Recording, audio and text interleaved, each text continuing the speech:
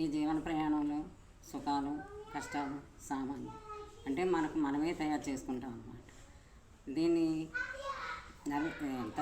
అదే విమోచన చేసుకునే తాళం చెవి కూడా మన దగ్గరే ఉంది. ఆ విషయాన్ని కూడా విస్మరించి ఇంకా సాలిపురుగులాగా ఇంకా ఇంకా చిక్కులు వేసేసుకుంటాం.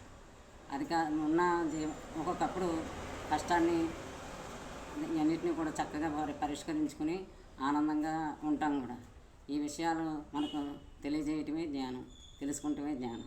ఎలా అంటే ఏది స్థిరంగా ఉండదు, కష్టం స్థిరంగా ఉండదు, దుఃఖం స్థిరంగా ఉండదు, సుఖము ఏది ఉండదు. ఈ సమస్యల్ని పరిష్కరించుకున్నవాడే జ్ఞాని. ఇలాంటి గురువులు మనకు లభించడం మనకు అదృష్టం.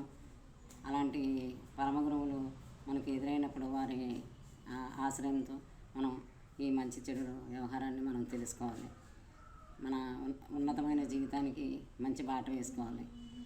మరి ఎల్లప్పుడూ అలాగా సమస్యలకు భయపడి మనం పారిపోకూడదు.